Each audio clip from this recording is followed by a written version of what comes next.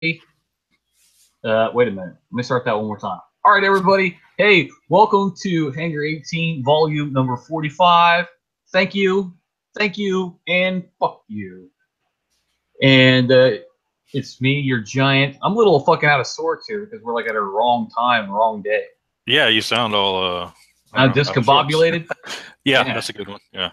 yeah. I don't know what the fuck I'm talking about. But anyway, that's a good euphemism for I don't know what the fuck I'm talking about. But anyway, welcome to. Holy shit, we got 3 viewers already. That's Wow. insane. Anyway, welcome to Hangar 18, number fucking 45. With me, as always, is the great Southern panty dropper, the Spock to my Kirk, Dreadway. The bludgeon-faced Yeah, the robot. bludgeon faced F-16 guy.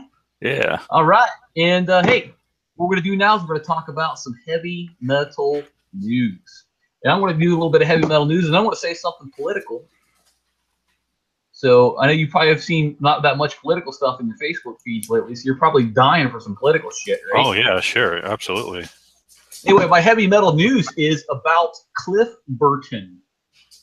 And if you don't know who Cliff Burton is, just shut this off right now because you really should know who the fuck Cliff Burton is if you're listening to this. Anyway, Cliff Burton's dad, Ray Burton, who's a 92-year-old guy, he donates Cliff Burton's royalty checks to Cliff Burton's high school, Castro Valley High School, for musical scholarships. And I thought that was like pretty awesome. You know, That is awesome. Yeah, he just donates the checks. I guess he remembers the first time Cliff got a royalty check for Kill 'Em All, which was $1,500, and he took his parents out for sushi. Yeah. So I thought that was pretty neat. So there you go. That's my heavy metal news. He's a good guy, man. Yeah, definitely. So here's my thing that I want to say. It's political, right? Okay. If you are on Facebook and you're talking about, hey, you know, I condemn racism and racism is bad. And then, like, in your very next post, you're like, fuck white people, and this is a bunch of white people bullshit. Not only are you a racist, you are also a fucking hypocrite. So, because you know what? I don't care what fucking Professor Sparkle McButt Mermaid said about the new definition of racism, where racism doesn't count if it's against white people. It's still fucking racism, right? Yep. So, here's a radical idea that we could maybe use to stop racism. Stop being racist. There you go. Everybody, right? Whether you're fucking black, white, brown, purple, or fucking polka dotted, stop being racist. This whole, privilege bullshit is just bullshit. Anyway, that's my political statement. So if you fucking bitch and moan about racism and you're all the time, down shitting on white people, you're a racist. I'm sorry, but you are. Yep, goes both ways, my friend. And I see that, and I see it all the time. It's like, I don't know what it is, but it seems like it's normally like self-loathing white people. They're like, oh yeah, fucking white people. Okay, dude, whatever. Yeah. So yeah, there you go. That's my political commentary and my news. Dreadwell, what do you got for us? I feel you, because Facebook's full of that right now. Yeah, fucking it is. Speaking of Cliff Burton and Metallica, Fleming Rasmussen. Yep. Yeah, Fleming Rasmussen, who was former producer for Metallica's first. That's not right. They have first 4 albums. It's actually second, third, and fourth album he was producing. I was gonna say, Rick Rubin was involved in there somewhere, wasn't he? Well, the first album was produced by I forgot his name now, Johnny Z or Johnny Zulu or whatever. Yeah, Zulu. Yep. Yeah, that was the first album. Anyway, Fleming Rasmussen recently came out and talked about how bad the bass was on Injustice for All, and basically saying, apologize for all. Yeah, it's not my fault. I'm sorry. It sounds that way. He says what happened was mixing engineers Steve Thompson and Mike Barberio did a mix that they thought sounded really, really good, which did have lots of bass in it. And he said that the bass parts are actually very fantastic. Jason plays really well. It's a different style, but it was really good. And he heard the bass tracks and thought they were amazing, thought they sounded good. But then when he just says he doesn't say who they is, but when they heard the mix, they went, all right, take the bass down, change this, this, and this, then take the bass down some more, and then you can barely hear it. And then once they were done with that, they said, take it another 3 dBs down. They. My guess is they probably rhymes with Lane's Betfield and Nars Bulwark. I'm thinking so, yeah. And he says why they did that, I have no idea. They could be that they were still grieving about Cliff, but imagine when my surprise when I heard the album, I was like, wait, what?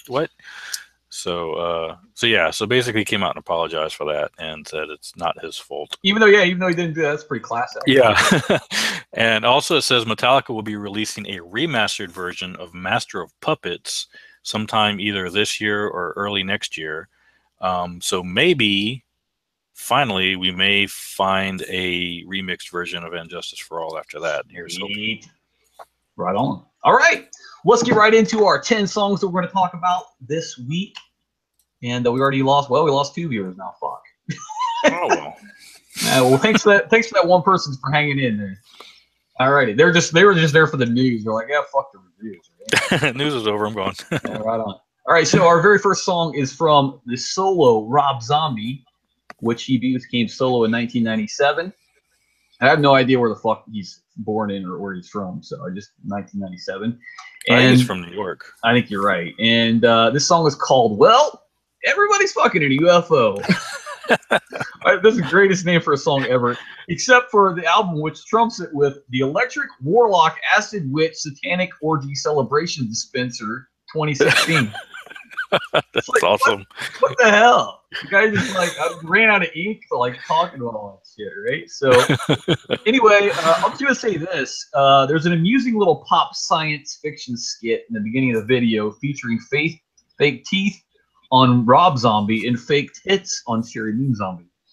Mm-hmm. The vocals on this song remind me a lot of Primus. A lot of Primus. Yes. The guitar riffs almost reminded me of an air raid siren. Someplace it goes,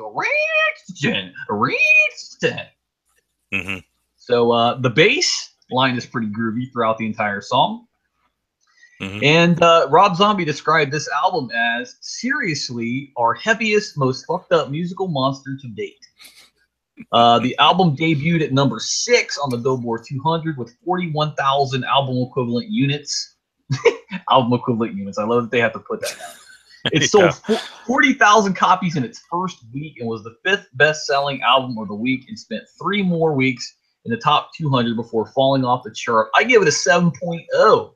Drake. Yeah, my biggest thing with this is the little movie intro. It's amusing, but it's way too long. Yeah, I know it's like 3.5 minutes long. You're right. I timed it. It's exactly 3 minutes and 49 seconds long before the music kicks in. Yeah, the whole video is only 6 minutes and 49 seconds. Yeah, you know what? I almost picked the other version of it where it cuts that out. Because of that. But then I wanted to, there are certain assets in it that I like to look at. Yeah, I understand that, but the video intro is literally longer than the song itself. So there's that.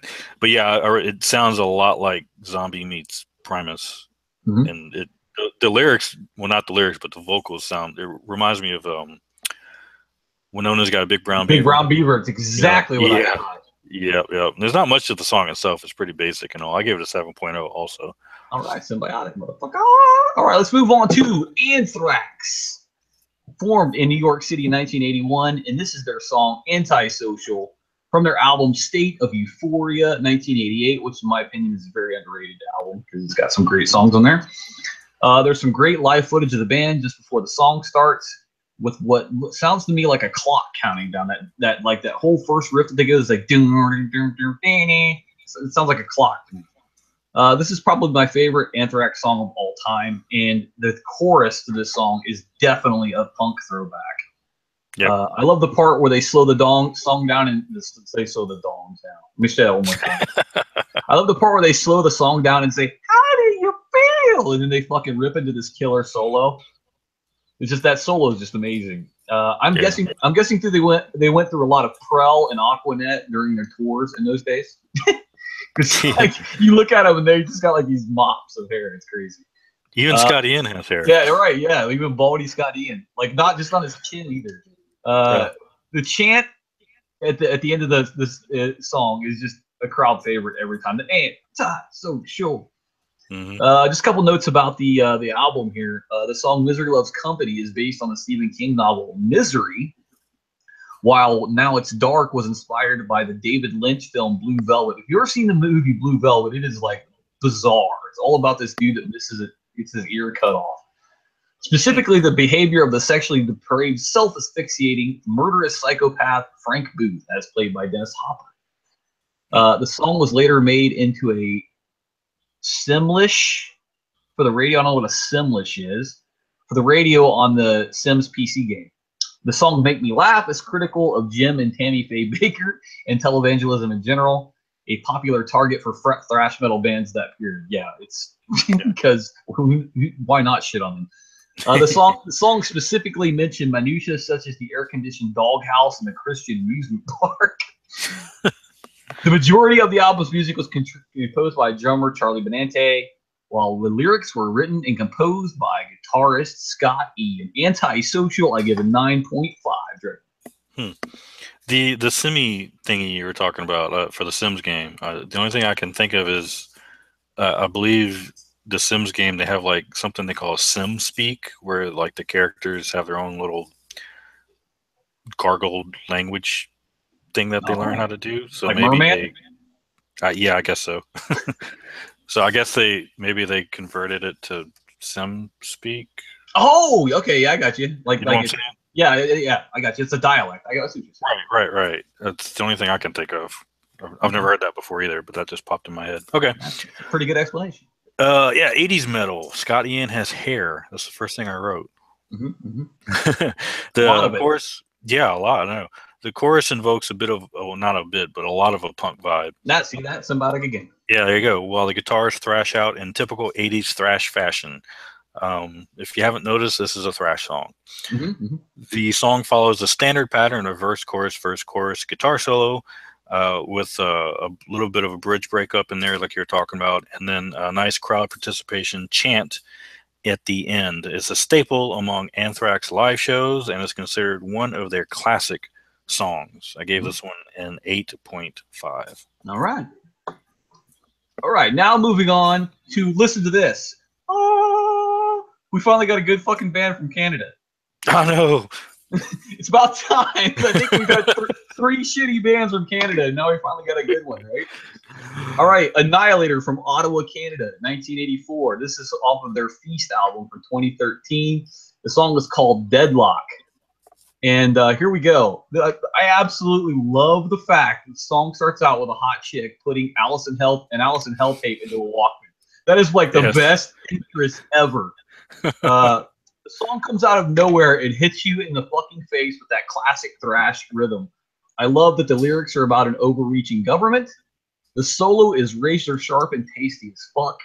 In the comments section, amusingly, status bootlickers could not deal with the message of the song and they got all butthurt about it. The chorus guitar is low and brutal.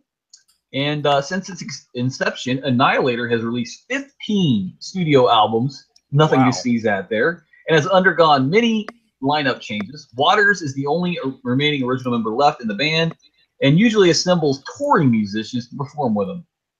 So my guess is it's kind of like Iced Earth, where it's just one dude, and that's really his band. Right. And they just put some dudes around him. Anyway, Annihilator Deadlock, I give a 9.0. How long they been out? 1984. 33 years. Wow, it's been that long. I didn't realize they were around that long. They're fucking up there, Yeah. Speedy Megadeth and Slayer style opening. I got a lot of a Megadeth Slayer vibe from this song, including even the vocals, the way he sings, kind of reminded me of Tom Araya. Entire song is a brutal assault on the senses, pure aggressive thrash metal at its finest. And you pretty much summed up everything else I was going to say, but in the book of thrash, these guys have mastered the advanced chapters, combining raw energy and monster riffs with brutal efficiency. I like it. I love this song, and I didn't get much out of the video. It was just kind of like some fight choreography stuff and some SWAT team guys coming up. Right. But I mean, the lyrics are good, but like the video kind of didn't really go with the lyrics Right. much. They probably had a budget of like $800 or something. Yeah, yeah. So, but anyway, I love the song. I gave it a 9.0. I was listening to it right before we started this. Symbiotic again. Bam. That's 2 now. All right. Our next song is from a band called Betzifer. And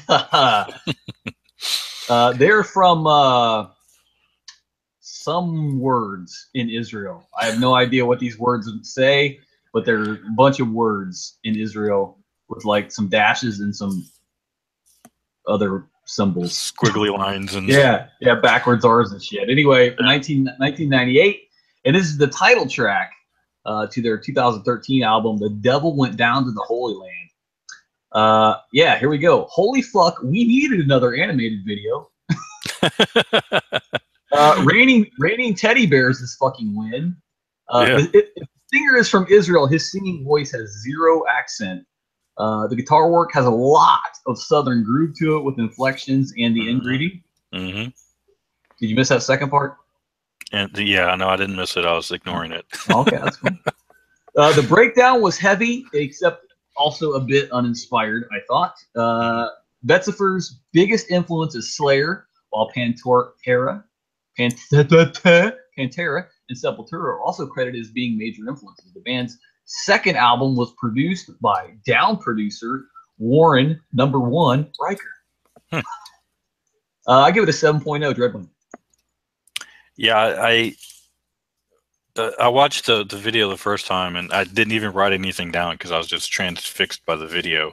Right, me too. This guy with a M16 hunting down teddy bears. It was weird. And I even wrote down, I don't know what I just watched, so I had to go back and watch it again. Heavy southern metal sound. You would never guess that these guys were not from the U.S. somewhere. Like down in there in NOLA or something. Texas or something, yeah.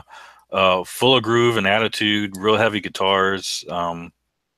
Nothing too dramatically inspiring or that jumps out at you. It's just it's got some catchy parts to it, and the video is really kind of the eye catcher more than anything else.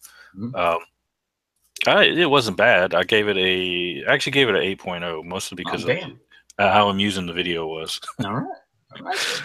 Our next band is a band called Prophecy, and they're from Halifax, United Kingdom, from 1999. And yes, they did party like it was that year. And this is from their album Legions of Violence, and the song is called Risen from Hell. And I am almost certain that the album cover could not possibly get any more thrash metal than what it is. Dude's even got an Exodus shirt on. Yeah, I mean, like in the book of thrash metal, the album cover chapter, this is like the perfect A+ essay for the album cover chapter. Right, yeah. Guy's in his like Exodus thing, and he's got like a leather jacket on and a fucking ball bat. And it's just like thrash metal 101. Anyway, I love how they build up with the low guttural guitars to the little demon ejaculation of a high guitar part. The vocals are perfect in my opinion. Thrashy, but not testicle vice high. Mm-hmm. Just when I thought I was about to give up on the song that's super repetitive, they went into that little hate chorus and then into a pretty blistering solo. And my final note is perfect length for this type of thrash song, because I think it goes right around 3 minutes long. That's really good for that type of thrash. If they go any longer, and it's like they just start to repeat themselves. Anyway, Prophecy Risen from Hell, I give an 8.5. Yeah, very, very typical 80s thrash opening, and most of the first half of the song is very typical 80s thrash. Nothing that really, it's good, it's solid, but it doesn't jump out and stand apart from the crowd, so to speak. Yep. But then, like you said, right when you're about ready to give up on it, they have a very nice breakdown about a minute 50 in. Mm-hmm. And I wasn't sure about the vocals at first when he first started singing, but they definitely grow on you, and I think it's a good fit for the song. Totally. It's a solid thrash metal song at the perfect length. There you go. With all of the elements that you'd expect and want in a thrash metal song like this. I gave it a solid 8.0. Damn. We're getting pretty symbiotic on this one, man. Yeah. So, I mean, so far, not all the scores have been the same, but we've like touched on the same shit. All right. Our next song is from a band called Horrific, which is a great name for a band. And the album is Your Worst Nightmare. They were formed somewhere in the United States, 2008. They're not popular enough to have a Wikipedia page. Yeah. So I don't know where the fuck they're from. Anyway, although if you look at the song, like they have their name as a hyperlink, and if you click on it, it just brings up the definition of horrific. That's funny. It's kind of amusing. Anyway, the song is called Metal Cemetery, which is like so cliche for like heavy metal song name. Yeah. The opening riffage featuring a semi-solo on top of a semi-solo. You like that? Yeah. I just fucking flanged that out right there. on top of some high-pitched rhythm was pretty rad. It reminded me a lot of some 80s metal bands, or even like some Venom, like the way it was orchestrated. Yeah. Then the singing kicked in, which melted my entire head into a blob of metal jello, which was black and flavored like the urine collected at the bottom of a concert trough. Ew. The solo is pretty good, but very short. And I also love the overdubbed voice effect that's used in the chorus. He's got his voice like more than once on there. Like he's got a low and a high version of his voice. Mm-hmm. And I also said this is another short little thrash gem that I give an 8.0. You liked it better than I did. All right.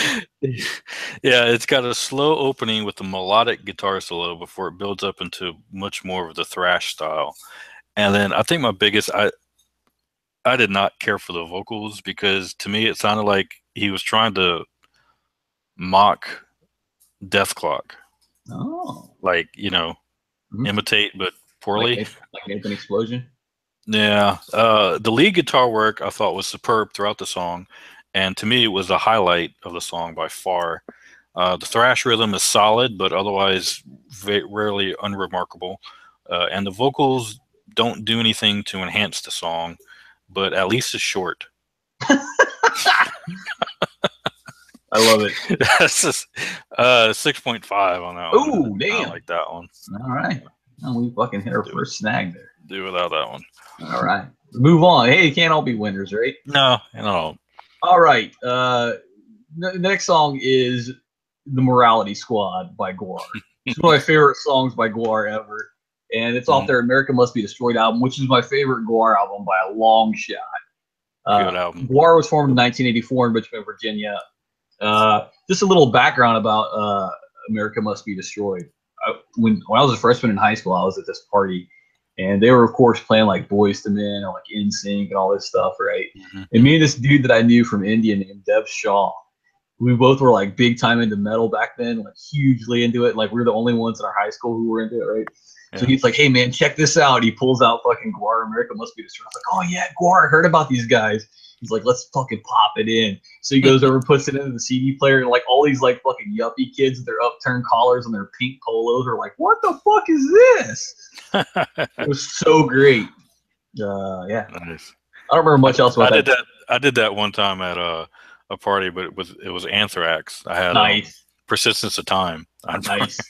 Nice. Yeah, I don't remember much else that night because like I ended up getting really high, I think. So I think I was like out in the backyard watching ants build a mound or something. Anyway, wow. Yeah, I know it's pretty high. The song opens with a great drum roll, and the drumming is spot on throughout the entire song. I don't know who the Gwar, like Ballsack, I think his name is. Ballsack at the end is their guitar player is their drummer, I think. And he does a pretty amazing job on this. I love how the song is basically pointing out the hypocrisy of holier-than-thou type people with regard to free speech.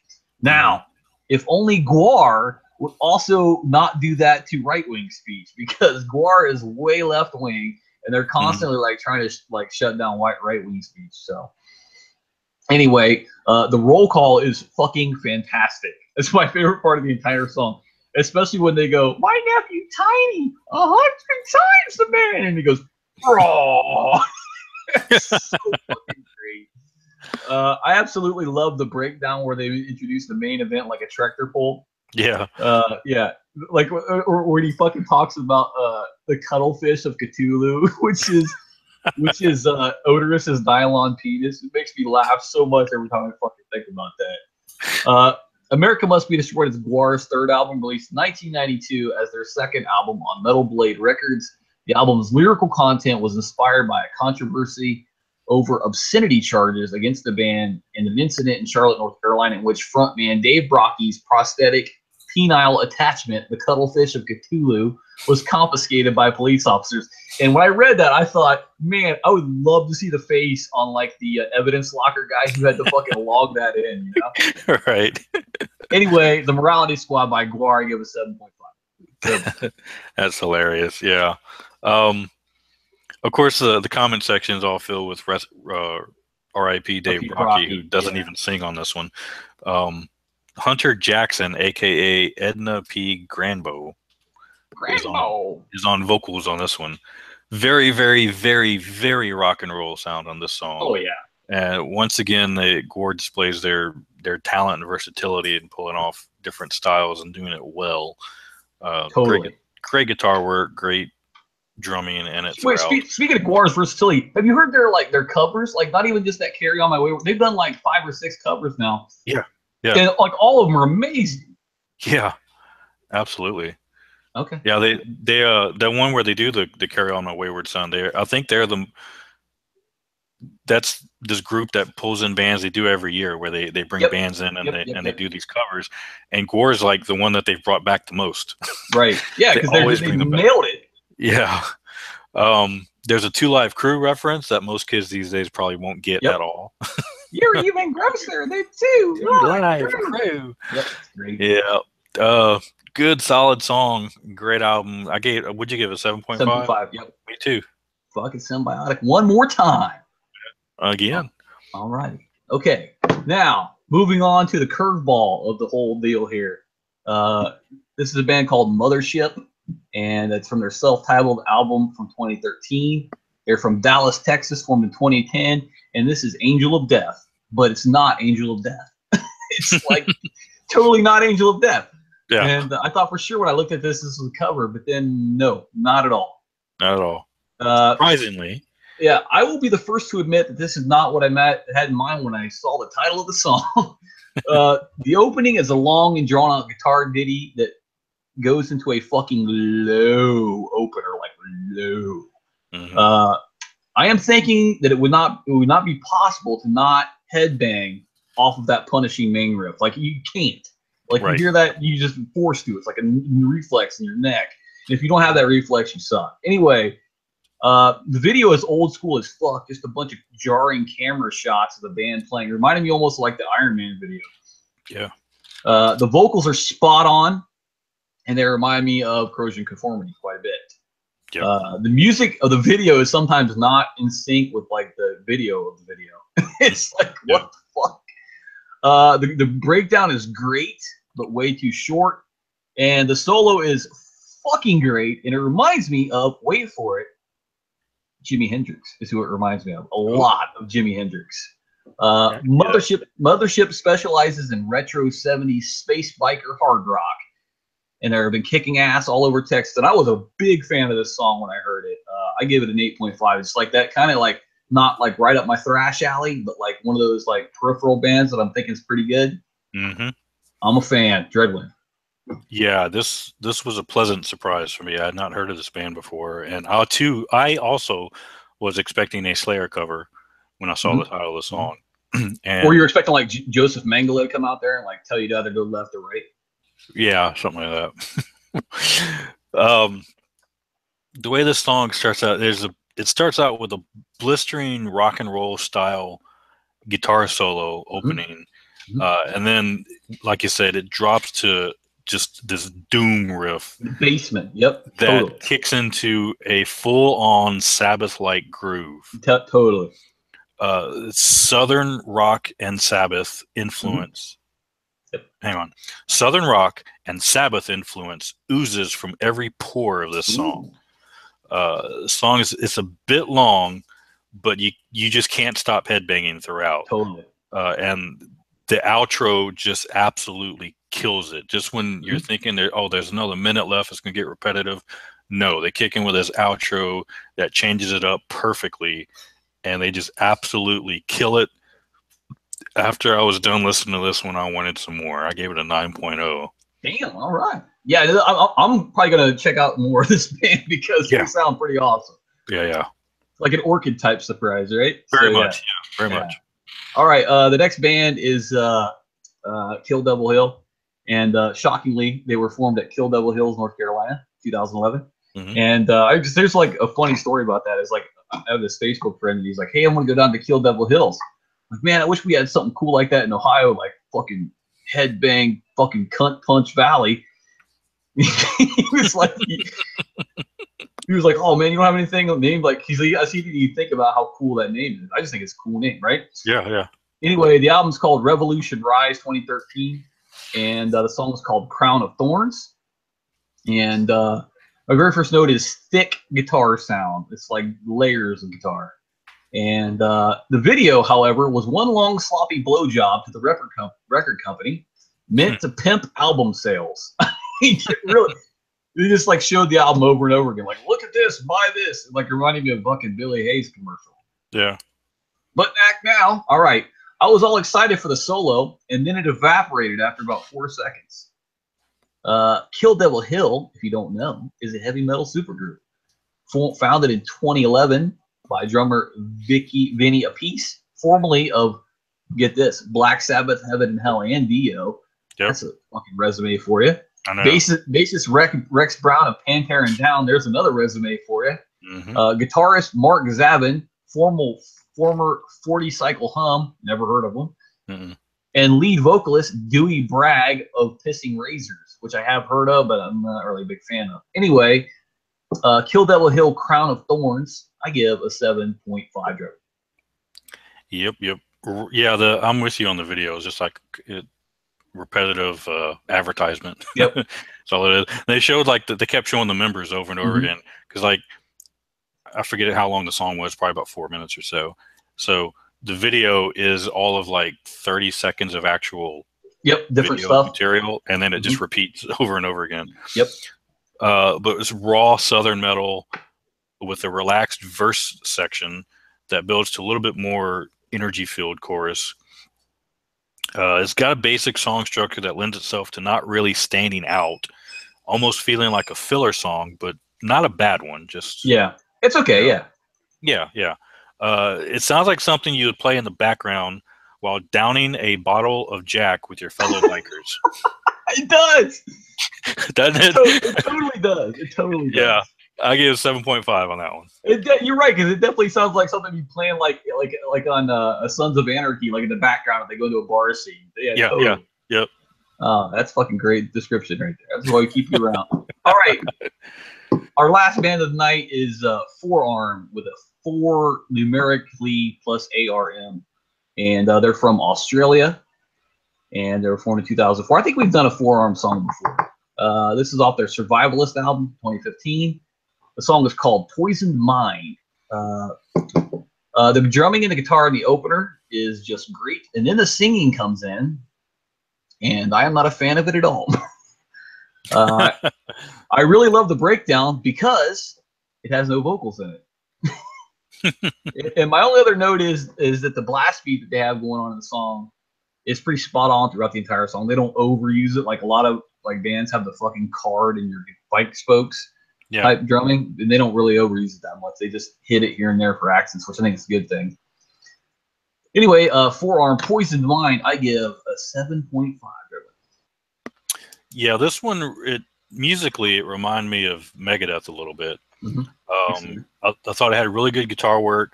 The vocals, I was not really a fan of either. They just don't, especially the verse. They really don't feel right for the verse. It just feels very lackluster. Is kind of I was trying to reach for a word. Humdrum, like he didn't want to be there when he was recording it. It gets a little bit better on the chorus. The song picks up around, or I guess the vocals, I think, is where I wrote that, picked up around 2.5 minutes, a little bit, but overall, just not a fan of that either. The first, they kind of had a main guitar solo and then a break and then another guitar solo. And the first main solo was very much just kind of half-assed, where he just kind of made some noises for about 20 seconds and then that was it. But then the second solo kicked in and he really ripped into it on the second solo. overall, it's a solid song with solid riffs, solid lyrics, pretty great guitar work, but so-so vocals, and overall just doesn't quite stand out as a whole. I give it a 7.5 also. Damn, I think we fucking hit five on here. We were at somebody. Something like that, yeah. All right. So hey, what we're gonna do now is we're gonna like totally throw you a curveball here, and I mean even curvier than fucking an Angel of Death groove doom metal song. And we're gonna talk about our favorite 5 1980s sitcoms, right? And my number 5 is Alf. I mean, nice. First of all, he's from Mel Mac, the planet. He tries to eat cats all the time, and he's a puppet. It looks like a shag. Looks like a shag carpet with a dildo coming out of it, right? So I mean, Alf. He's Alf, right? And Willie Tanner is like got to be like the most child molester looking like lead ever. If you ever seen it, it's like what the fuck. All right. Anyway, my number 5 is Alf. Go ahead. What's your number 5? My number 5 is. This is gonna be a curveball for you. Ready? Huh? Who's the boss? Oh, dude, totally with you. Tony Danza. Tony Danza, but mainly Alyssa Milano. Yeah, right on, man.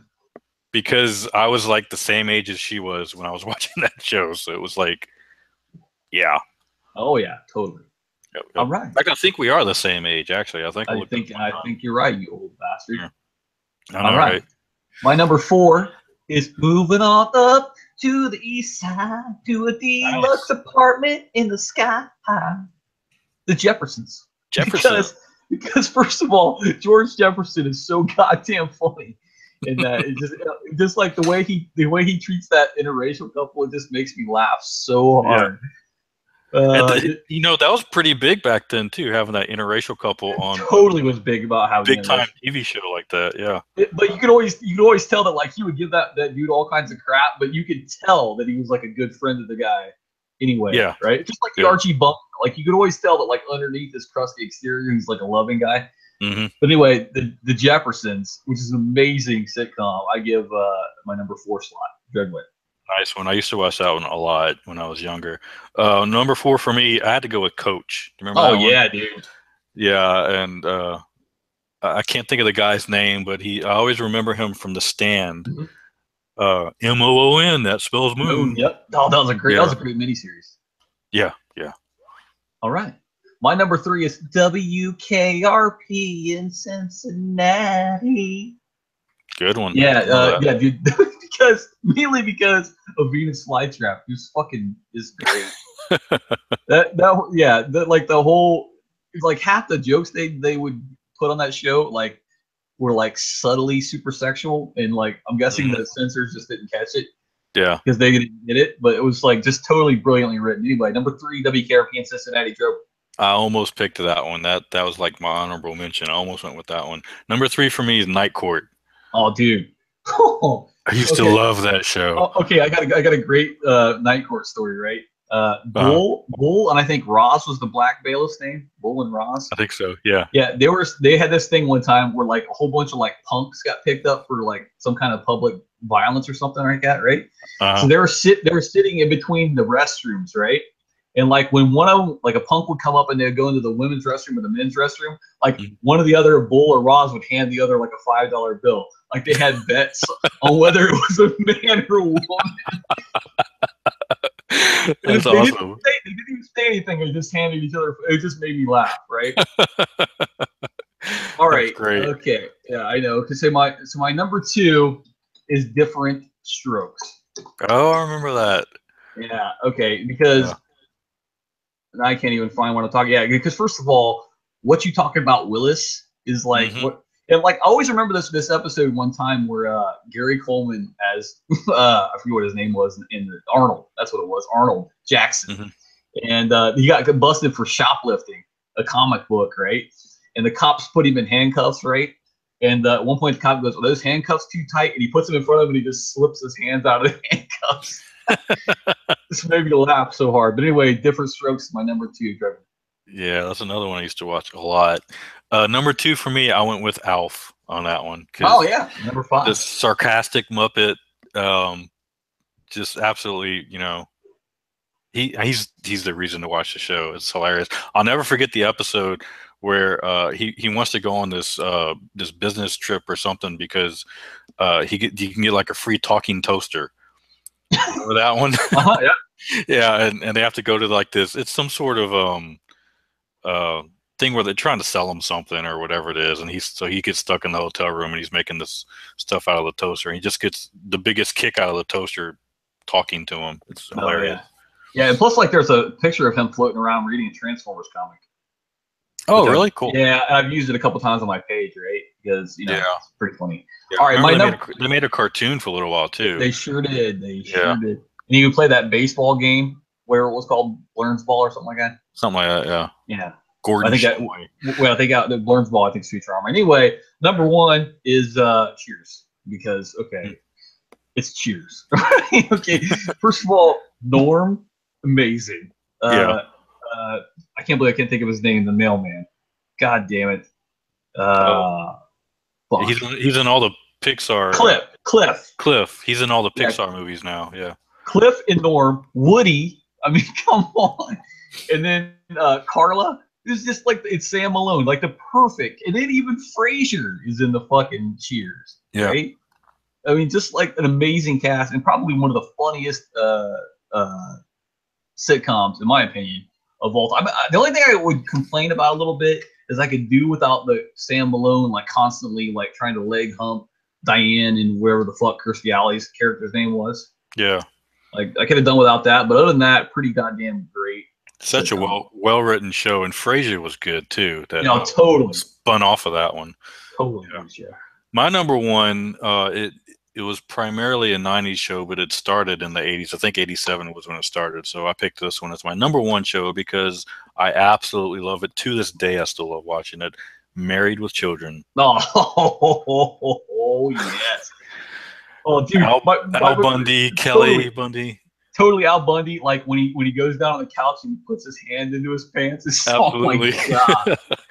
4 touchdowns in one game. I played high school football. Pokai. Yes.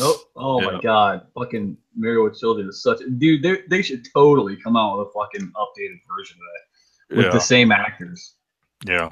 Or maybe an animated version. There were people online talking about trying to get Kelly and Bud back as regulars, and then have like Al and Peggy as like the occasional guest star, and do like Married with Grandchildren. Oh, dude, that'd be awesome. As long as they like did it right, like with like No Ma'am and everything like that, and then try to PC it up, because I think some of the jokes that they did like wouldn't fly today. I think. Well, that's the thing. They didn't fly then either. Which they got a lot of shit. The show, because that was when Fox was a new channel, and they actually almost got a couple shows got banned. They had to pull them off of. And not only that, here's a tie-in for you. Chris Latta was on a couple of episodes of Married with Children. Dude, tons of guest stars were on that episode. Yeah, but Chris Latta, Cobra Commander in Starscream. Yep. There you go. Well, hey, that's our show, and I just want to tell you guys, hey, thanks everybody for the help with donations to my Wounded Warrior, or not Wounded Warriors, but Canines for Warriors project. I'm about 87% of the way to my goal. I don't think I'm gonna make my goal, but I'm pretty goddamn close. I'm pretty happy about that. Cool. And starting tomorrow through Sunday, I will be at Gen Con. So if you see me there at Gen Con in my Cobra Trooper outfit on Thursday, Friday, or Saturday, come by, say hi, get a card. Get it signed, get punched in the face for Cobra. You never know what might happen. And that's that. Dreadwind. Stay metal. We'll catch y'all next week, right? Yeah, next Thursday or Friday. Yeah. Wait. Yeah, it'll be Friday. Yeah, nothing's going on next week. Yeah. We just had that discussion. We cleared that up. All right, man. Hey, we're out. Horns up.